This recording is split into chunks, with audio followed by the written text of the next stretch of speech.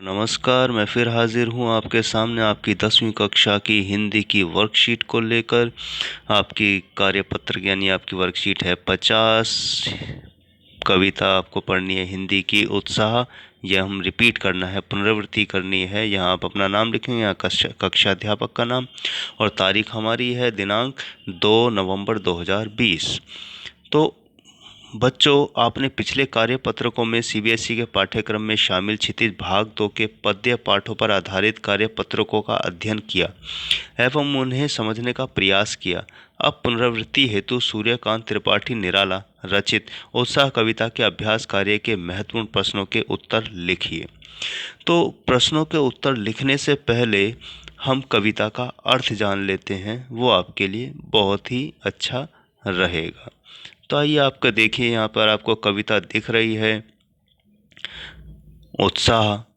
तो आइए कविता पढ़ते हैं। सबसे पहले इसका अर्थ जानते हैं, फिर प्रश्न के उत्तरों की तरफ बढ़ते हैं। बादल गरजो घेर घेर घोर गगन धाराधर ओ, ललित ललित काले घुंघराले बाल कल्पना कैसे पाले, विद्युत छवि उर में कवि नव जीवन वाले, वज्र छिपा नूतन कविता फिर भर दो बादल गरजो। विकल विकल उन्मन थे उन्मन विश्व के निदाध के सकल जन, आए अज्ञात दिशा से अनंत के घन, तप्त धरा जल से फिर शीतल कर दो बादल गरजो। आपने देखा कि कविता में ही इतना जोश है। कवि बादल को केवल शीतलता प्रदान करने वाला नहीं मानता है कि बारिश हुई आप नहा लिए, बारिश हुई आप नहाए आपके शरीर को ठंडक पहुंची, लेकिन यहाँ कवि जो है बादल को उत्साह और जोश का प्रतीक मानता है। कवि मानता है बादलों के माध्यम से कि ये बादल की जो गर्जना है ये नव संचार कर सकती है, जीवन को बदल सकती है, क्रांति कर सकती है।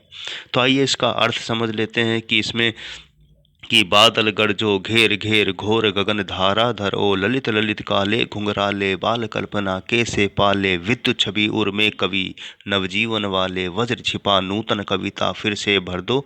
तो इसमें कवि कहता है कि बादलों में मानवों का उत्साह है, जैसे कि मनुष्य में होता है। वह अपने उत्साह से आकाश को घेर लेता है, वह अपने उत्साह से सारे आकाश को घेर ले। उसके काले घुंघराले बालों से सज्जित रूप भयंकर गर्जना करते हुए आकाश को घेरते हैं।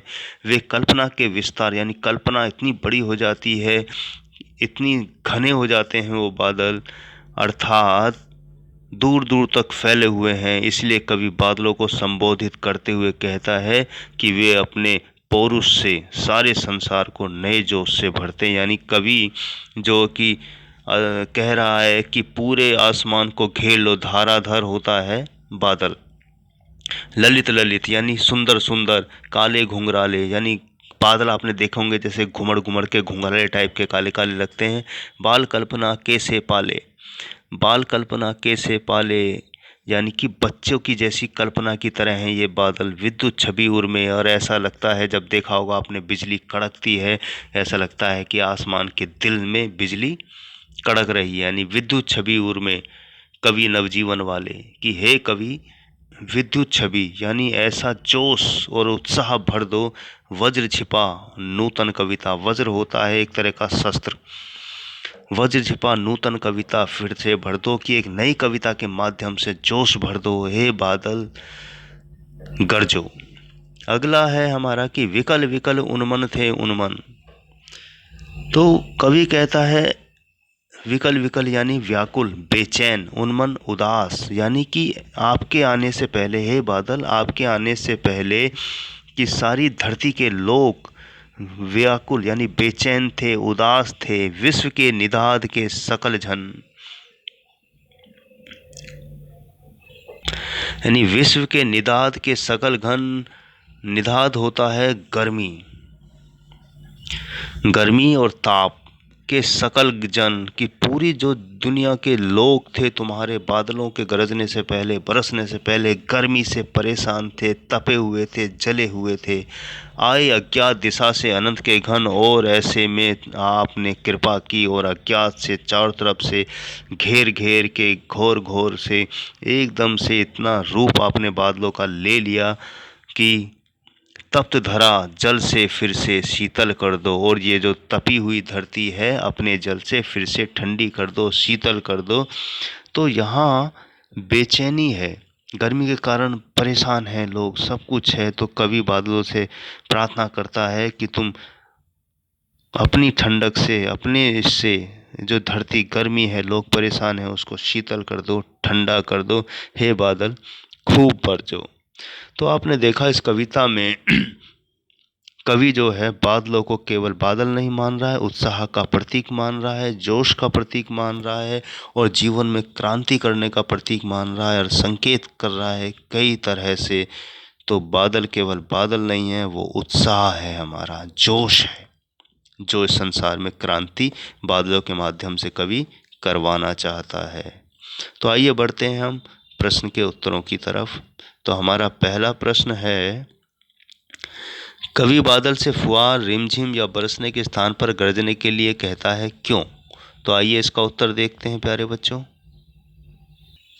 तो प्यारे बच्चों, हमारा पहला प्रश्न स्क्रीन पर है कि कवि बादलों से फुहार, रिमझिम या बरसने के स्थान पर गरजने के लिए क्यों कहता है। उत्तर हमारा है कि गर्जना विद्रोह का प्रतीक है। कवि क्रांति लाने के लिए लोगों को उत्साहित करना चाहते हैं। बादल का गरजना लोगों के लिए मन में उत्साह भर देता है, इसलिए कवि बादल को गरजने के लिए कहता है। प्यारे बच्चों, आपने भी देखा होगा जब बादल गरजता है और बारिश शुरू होती है तो आप भी इतनी खुशी और उत्साह और जोश से उसमें नहाने के लिए सड़कों पर, खेतों में, पार्क में दौड़ पड़ते हैं और खूब मस्ती से, जोश से नहाते हैं। तो बादल जो है यहाँ जोश का प्रतीक है, क्रांति का प्रतीक है, और कवि बादल के माध्यम से, गर्जना के माध्यम से क्रांति करना चाहता है, एक बदलाव करना चाहता है। तो बढ़ते हैं दूसरे प्रश्न के उत्तर की तरफ। प्यारे बच्चों, दूसरे प्रश्न का उत्तर हमारा स्क्रीन पर है कि आपके विचार से कविता का शीर्षक उत्साह क्यों रखा गया है। उत्तर बहुत सारे हो सकते हैं, आप भी अपनी समझ से लिख सकते हैं। तो यहाँ उत्तर हमारा है, कवि ने कविता का शीर्षक उत्साह इसलिए रखा है क्योंकि यह एक आह्वान गीत है, यानी कि बुला रहा है। बादल एक तरह प्यासे जन की आकांक्षा को पूरा करने वाला है, तो दूसरी तरफ वही बादल नई कल्पना और नए अंकुर के लिए विध्वंस और क्रांति चेतना को संभव करने वाला है। बादल की गर्जना व क्रांति की चेतना लोगों में उत्साह का संचार करती है। कवि कविता के माध्यम से क्रांति लाने के लिए लोगों में उत्साह का संचार करना चाहता है। तो इसलिए शायद इस कविता का शीर्षक उत्साह रखा गया है, क्योंकि बादल है ही उत्साह का प्रतीक, और वो बादल से आह्वान कर रहा है, प्रार्थना कर रहा है, और उससे कह रहा है कि बादल इस तरह गरजो कि लोगों में उत्साह हो जाए, जोश भर जाए, और वो दुनिया को बदल दें, कोई सब सुखी रहें, इस तपी धरती से, इस दुख से, इस कष्ट से, इस परतंत्रता यानी गुलामी से हम आज़ाद हो जाएं। तो बढ़ते हैं तीसरे प्रश्न की तरफ। प्यारे बच्चों, तीसरा प्रश्न हमारा स्क्रीन पर है, आइए पढ़ लेते हैं कि बादल में कविता बादल में किन किन अर्थों की ओर संकेत करता है, यानी कविता में कवि बादल के माध्यम से किन किन अर्थों की ओर संकेत करता है। तो उत्तर हमारा है, निम्नलिखित अर्थों की तरफ संकेत करता है कि बादल उत्साह और क्रांति का प्रतीक है जो संसार में नई चेतना भर सकता है। बादल बाल मन के समान बताया गया है, जैसे बच्चों की कल्पनाएं हर पल बदलती रहती हैं, उसी प्रकार बादलों की शोभा भी प्रतिक्षण बदलती रहती है। कवि ने बादलों को घुंघराले बालों वाला बताया है, जिसके हृदय में बिजली छिपी है। यहाँ पर बिजली कवि के हृदय में विद्यमान ओजस्विता के भाव को प्रकट करती है, जो समाज का नवनिर्माण करने में समर्थ है। तो प्यारे बच्चों, इसका ये उत्तर भी हम लिख सकते हैं कि बादल मानव जीवन में क्रांति लाने, मानव जीवन की पीड़ाओं को दूर करने, जीवन को उत्साह और संघर्ष के लिए प्रेरित करने, और जीवन में नवीनता लाने, परिवर्तन लाने की ओर संकेत करता है। केवल इतने उत्तर से भी काम चल सकता है, जैसा आपको ठीक लगे, जैसा अच्छा लगे, मेरा मकसद समझाने का था। तो यहाँ कई तरह से कवि कई अर्थों की तरफ संकेत करता है। क्रांति लाने के लिए भी, मानव जीवन यानी दुखी जो इतना सब मुसीबतें चल रही हैं, इन पीड़ाओं को दूर करने के लिए, जीवन को जोश से भरने के लिए, संघर्ष के लिए प्रेरित करने के लिए और जिंदगी में नवीनता यानी नयापन लाने के लिए और परिवर्तन के लिए संकेत करता है। तो बढ़ते हैं चौथे प्रश्न की तरफ बच्चों। प्यारे बच्चे, चौथा प्रश्न हमारा स्क्रीन पर है कि भाव स्पष्ट करना है। विकल विकल उन्मन थे उन्मन, विश्व के निदाद के सकल जन, आए अज्ञात दिशा से अनंत के घन, तप्त धरा जल से फिर शीतल कर दो। आइए इसका भावार्थ देखते हैं, इसका अर्थ क्या है। प्यारे बच्चों, चौथे प्रश्न का उत्तर स्क्रीन पर है। आइए हम इसको पढ़ लेते हैं कि कवि बादलों को क्रांति का प्रतीक मानते हुए यह कल्पना कर रहे हैं कि वह हमारे सोए हुए पुरुषार्थ को फिर से जगाकर हमें एक नया जीवन प्रदान करेगा, हमें जीने की नई दिशा देगा, आशा देगा। कवि इन पंक्तियों में कहते हैं कि भीषण गर्मी के कारण दुनिया में सभी लोग तड़प रहे थे और तपती धरती से गर्मी से राहत पाने के लिए छांव व ठंडक की तलाश कर रहे थे। तभी अज्ञात दिशा से घने काले बादल आकर पूरे आकाश को ढक लेते हैं, जिससे धूप धरती तक नहीं पहुंच पाती। फिर बादल घनघोर वर्षा करके गर्मी से तड़पती धरती की प्यास बुझाकर उसे शीतल व शांत कर देते हैं। धरती के शीतल हो जाने पर सारे लोग भीषण गर्मी के प्रकोप से बच जाते हैं और उनका मन उत्साह से भर जाता है। तो प्यारे बच्चों, कवि कहना चाहता है कि अगर आप जीवन की कठिनाइयों के आगे आगे हार ना माने और अपने पुरुषार्थ पर भरोसा रखकर कड़ी मेहनत करते रहें तो आपके जीवन का बगीचा भी दोबारा फल फूल उठेगा। इसलिए हमें अपने जीने की इच्छा को कभी मरने नहीं देना चाहिए और पूरे उत्साह से जीवन जीने की कोशिश करनी चाहिए। तो देखा, तो बादलों के माध्यम से कवि बहुत कुछ कहना चाहता है। प्यारे बच्चों, हमें हार नहीं माननी चाहिए, इसलिए बादलों से वो जनता में, दुनिया में जोश भरने के लिए कहता है, क्रांति लाने के लिए कहता है। तो हमें भी अपनी हार नहीं माननी चाहिए। जीवन में लगातार संघर्ष है और संघर्ष करते रहना चाहिए, लड़ाइयाँ लड़ते रहना चाहिए और आगे बढ़ते रहना चाहिए, निराश नहीं होना चाहिए। तो बढ़ते हैं पांचवें और अंतिम प्रश्न की तरफ। प्यारे बच्चों, पांचवा और अंतिम प्रश्न आपका स्क्रीन पर है। ये गतिविधि है। जैसे बादल उमड़ घुमड़ कर बारिश करते हैं, वैसे ही कवि के अंतर मन में भी भावों के बादल उमड़ घुमड़ कर कविता के रूप में अभिव्यक्त होते हैं। ऐसे ही किसी प्राकृतिक सौंदर्य को देखकर अपने उमड़ते भावों को कविता में उतारिए। तो प्यारे बच्चों, यहाँ पर आपको कविता लिखनी है किसी भी प्राकृतिक यानी दृश्य को देख के, सौंदर्य के देख को, आप कहीं भी घूमने गए हैं तो वो कैसा आपके मन में आया उसको कविता का रूप देना है। तो आइए इसका उत्तर देखते हैं एक उदाहरण के रूप में। तो प्यारे बच्चों, उत्तर हमारा स्क्रीन पर है। ये गतिविधि है, प्रकृति कुछ पाठ पढ़ाती है, कविता का शीर्षक है। तो आइए पढ़ते हैं हम इसको।